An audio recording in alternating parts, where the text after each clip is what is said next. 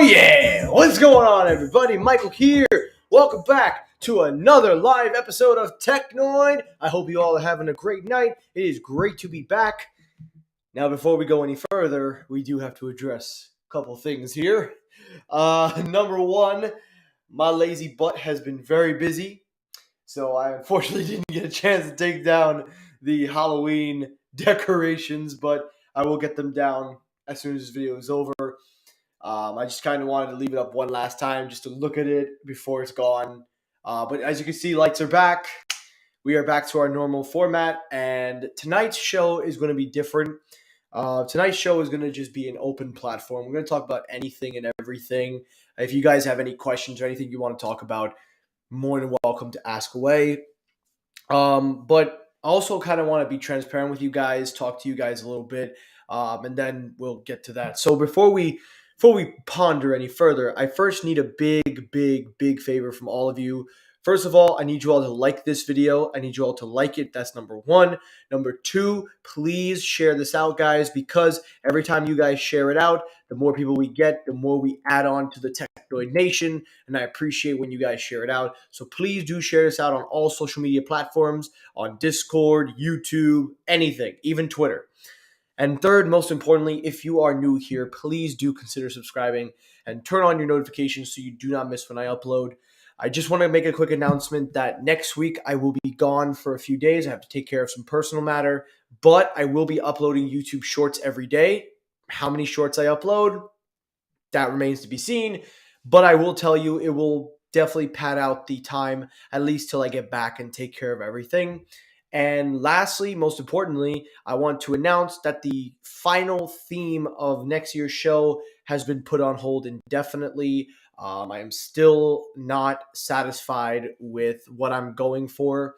So there may be a delay in the refresh of the design of the show. Every year I like to do a refresh. Last year we had purple. This year we did red, Vice Night, or Cyber Night as I called it.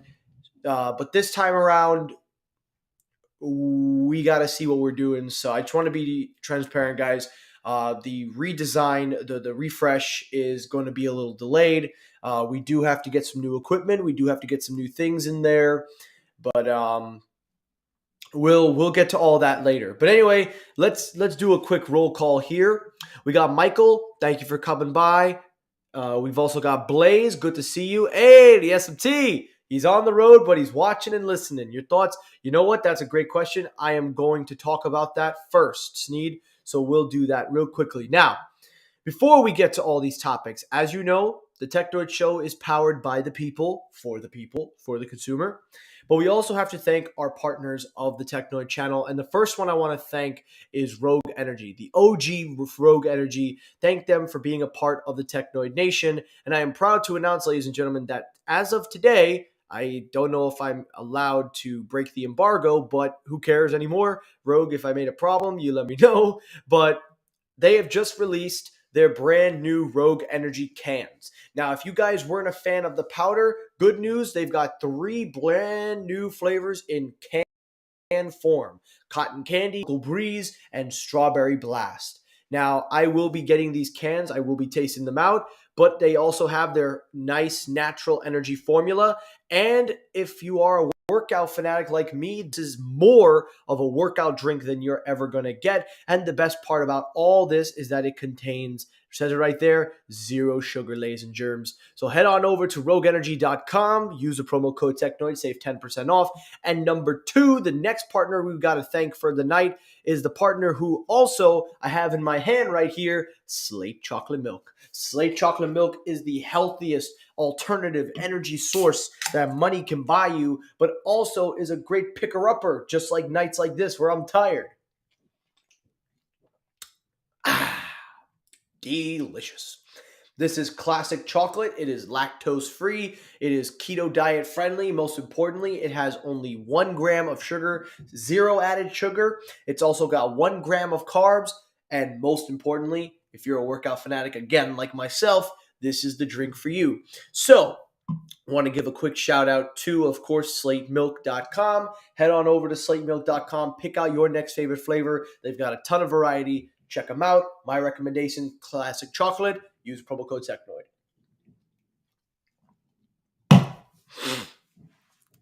Delicious. All right. With that being said, let's begin the show. So the first question came in from Sneed. So Sneed added here. So hold on a sec. Let's see here. There we go.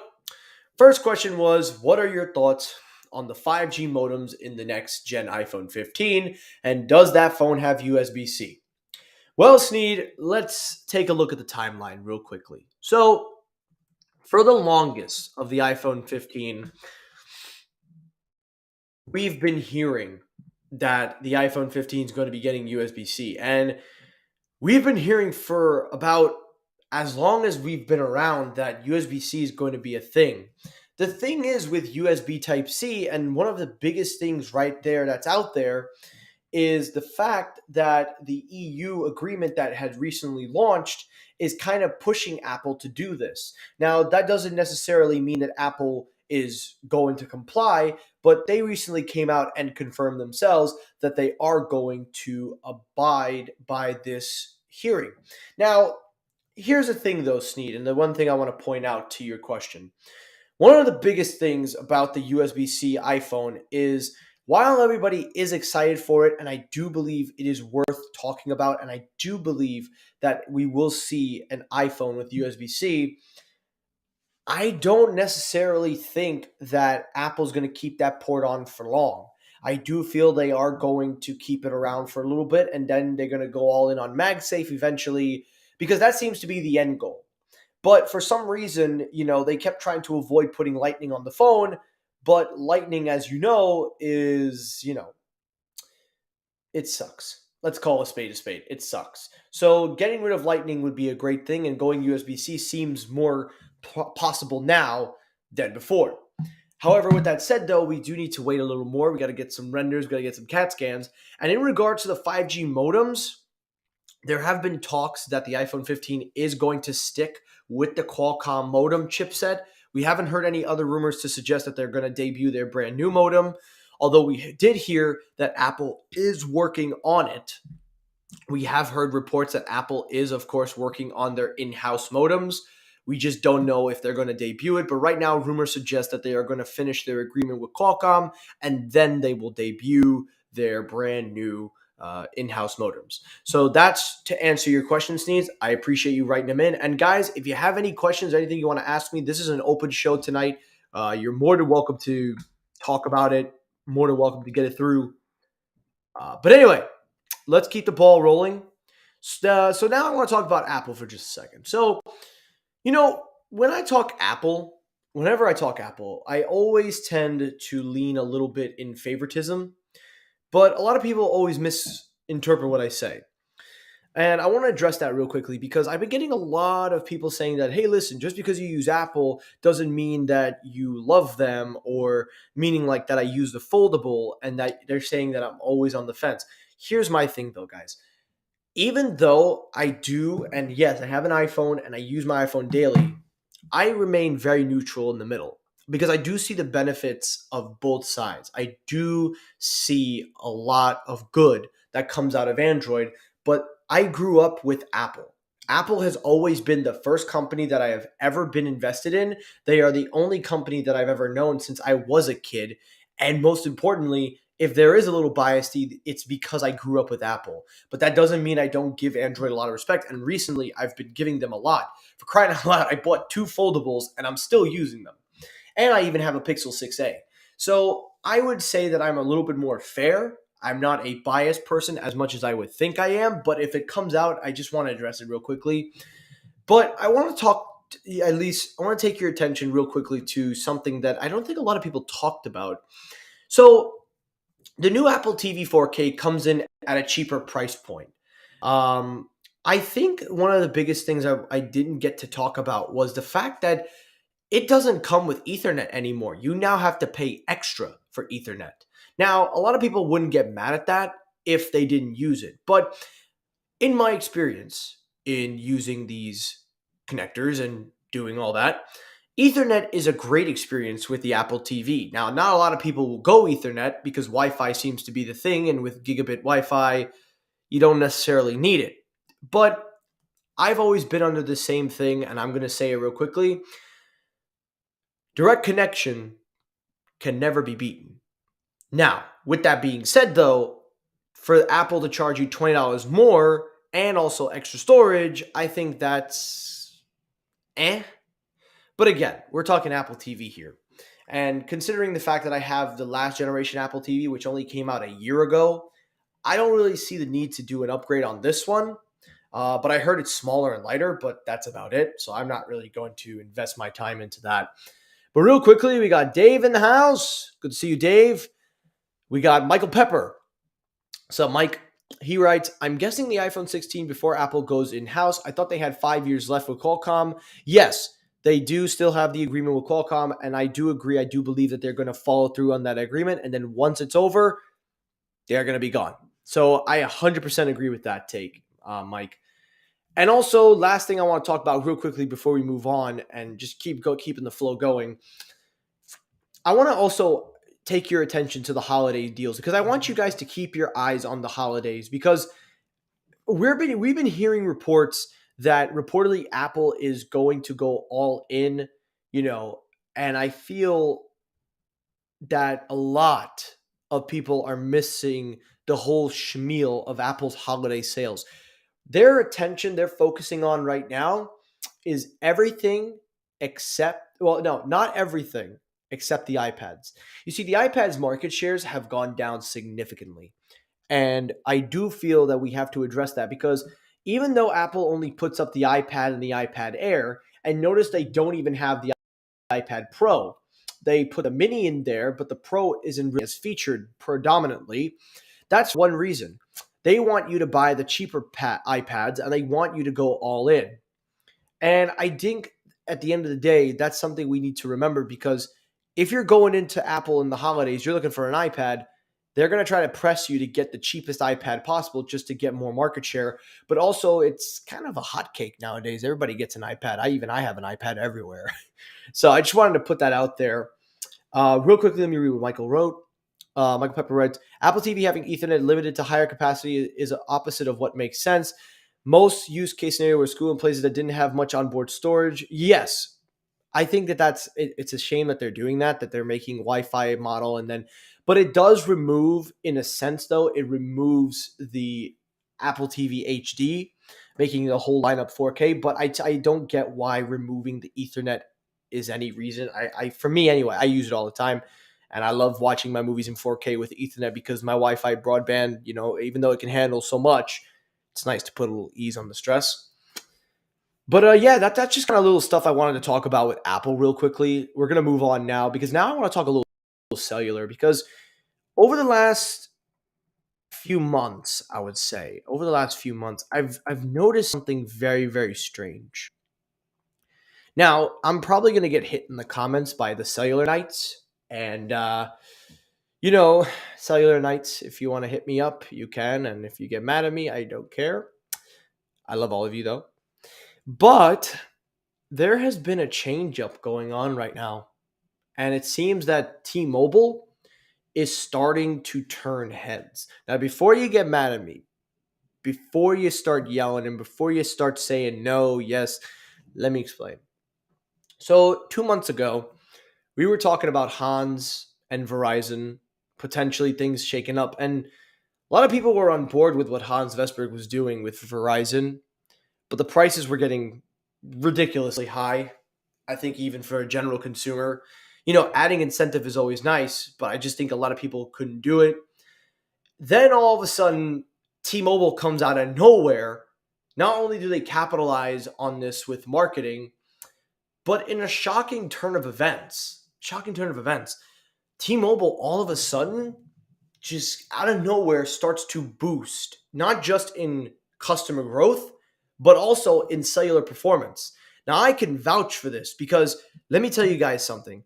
I have used Verizon and T-Mobile. And while Verizon is the better of the two, there's no denying that T-Mobile has made some significant improvement.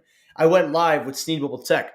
I went live with Dennis from others. So for me, I feel like a lot of people talk a lot of crap about T-Mobile. And I think the fact that they are going in a route and the fact that they tried this marketing campaign and it worked. It worked. The marketing campaign is price lock, where they won't raise your price. This is what you pay. But all of a sudden, their performance, because when we switched back over to T-Mobile, at least from here in New York, Staten Island, the network upgrades were noticeable and they were a vast improvement. There was more capacity on the network, there was more segregation, but most importantly, there were newer towers that even we didn't know that was there. And the biggest thing of it all, the biggest thing, the biggest shocker here to me, I think, was the fact that T-Mobile is putting millimeter nodes at every corner. Now, while I don't necessarily like the handling of their millimeter wave, I will say I can find millimeter wave spots that make a good improvement on performance, even if it's not at a gigabyte, because it's definitely a lot better than, just going around on regular LTE. Flashback to nightmares. But in all seriousness, they're investing finally. It took them 3 years, but they're investing. And it's actually showing because the capacity is getting better. The broadband is more spread out, distributed evenly. There's more millimeter wave sites. Granted, may not be as good as Verizon, but it's finally good. And I know there are people that do not like T-Mobile, and I don't want to paint myself in a picture where I look like I'm a T-Mobile fanboy, but I got to call a spade like Sneed says. They have invested, and it shows. However, on the flip side, things are not looking so well for Verizon because while they are making improvements, there have been a huge decrease in customers. And the biggest thing that we've noticed is that a lot of customers are switching away, and a lot of family plans, a lot of legacy plans are also getting removed. Now, Sneed, you've covered this. You have covered that. And, you have also talked about all the issues, and you're here, you could vouch for me if you want, but they're trying to David goes, I'm sharpening the pitchforks. Yep, bravo T-Mobile, doing New York City right. Michael writes, I'm getting 3 bars on my 14 Pro Max in most of my apartment now, getting ultra connection and usable speeds. They haven't even added the good bands to the closest tower yet either. Exactly. That's what I'm saying. And I'm in my basement where I barely get any signal, and I'm already getting 3 bars. So that's impressive. We all on them. T-Mobile things deep down inside. Yep, deep down inside. But on the flip side, with Verizon, they are losing. Well, not losing, but they're losing customers. They're losing a lot of potential growth. And I think the biggest thing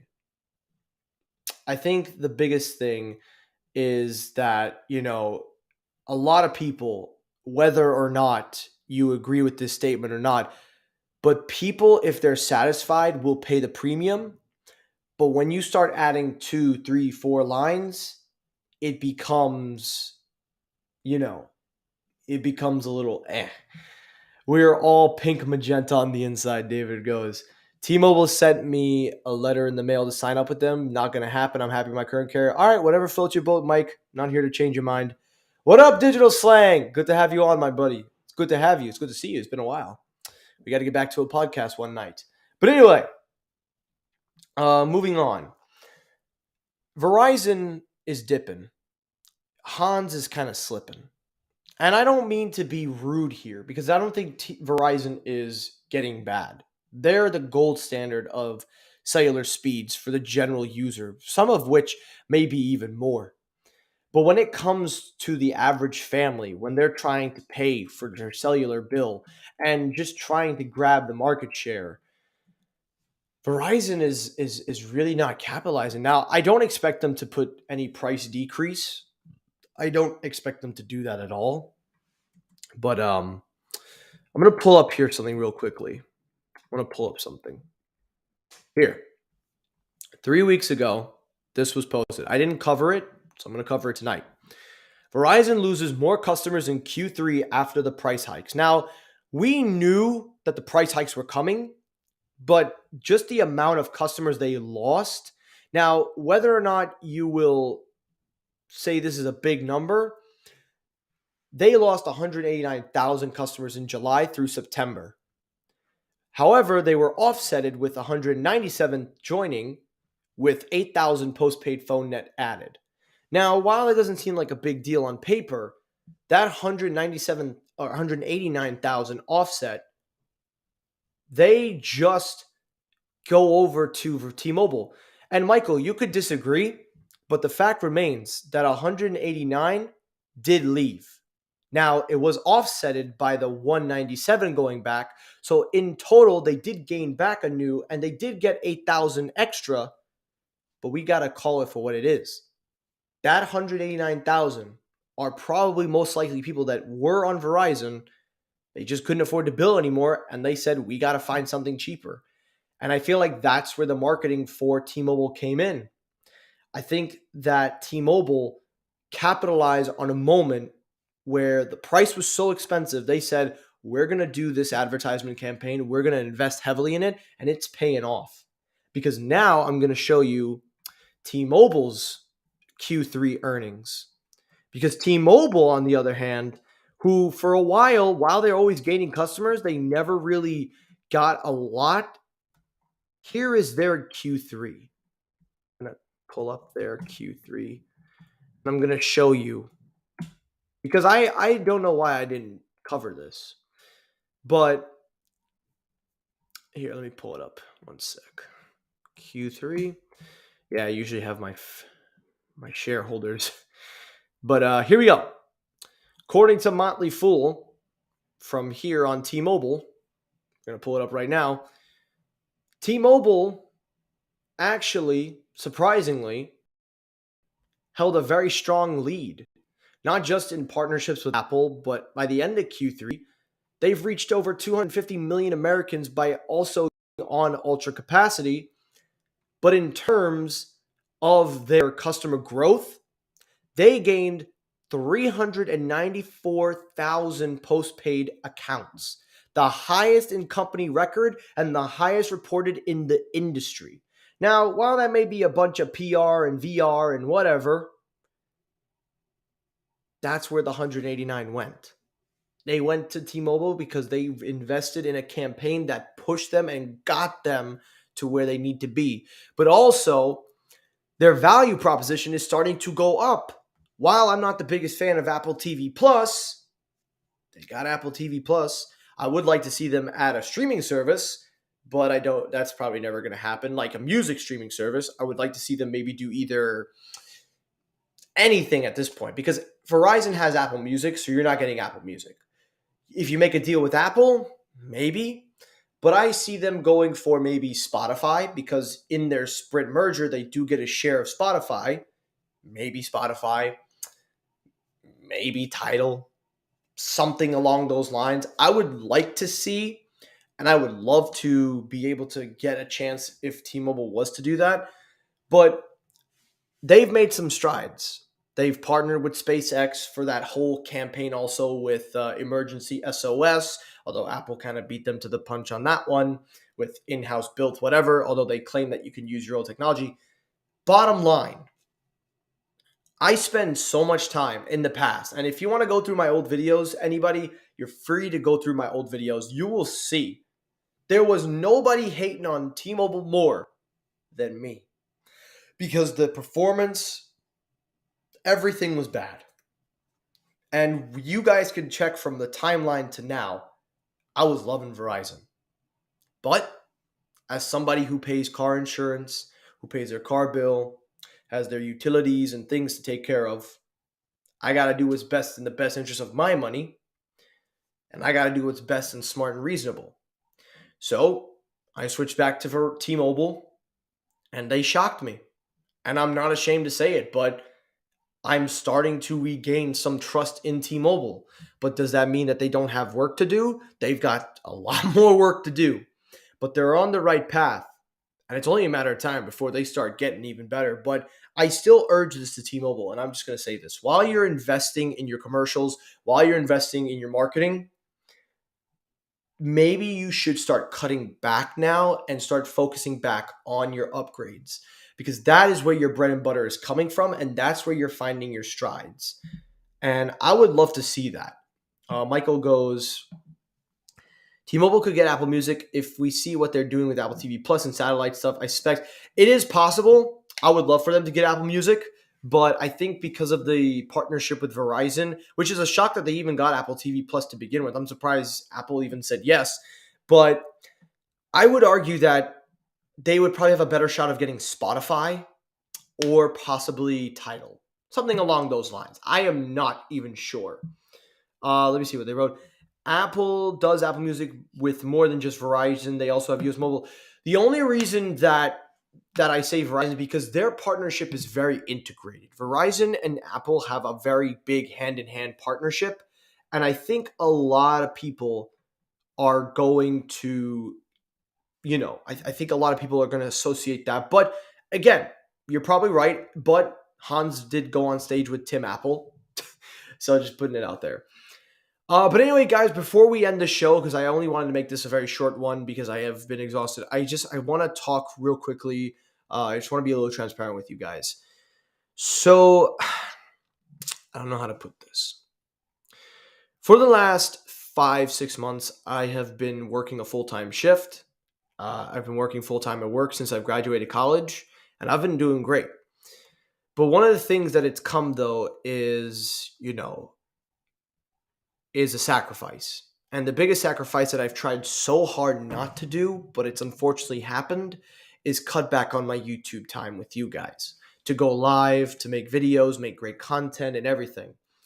But hasn't just been happening now. It's been happening for a while. And while I appreciate the continued support and I appreciate all of you still being by my side, I gotta be honest, it has started to feel very exhausting. I'm not saying I'm going to take a break. But when we get to potentially, I'm saying potentially because last time I took a break, it almost killed my channel.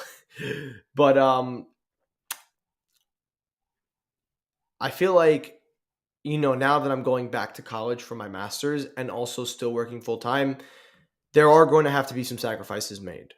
I will do my best to upload when the time comes, but I just want to let you guys know that if there is a lack of videos, I apologize in advance, and I apologize to all of you. I'm doing the best that I can, and I promise you that I will have stuff out as soon as possible. And I appreciate you guys' patience. I appreciate all that you do for me, and I appreciate everything you guys have said and done for me, period. So I just want to be transparent. I want to be upfront with all of you. And hopefully, we'll get through this. And I promise the reward will be a big payoff in the long run. But with that being said, we are out of time. So guys, I hope you enjoyed tonight's live stream. I really hope you had a great time. If you did, hit the like button. If you disliked the video, you can hit the dislike button. That helps circulate my views as well. As always, everyone, thank you so much for watching. I hope you all have a great night. Again, guys, I will be doing live a little more. Next week, I will be taking a little bit of time off, but I'll be uploading some shorts. Anyway, guys, have a great night. Take care, stay safe, and thanks for watching.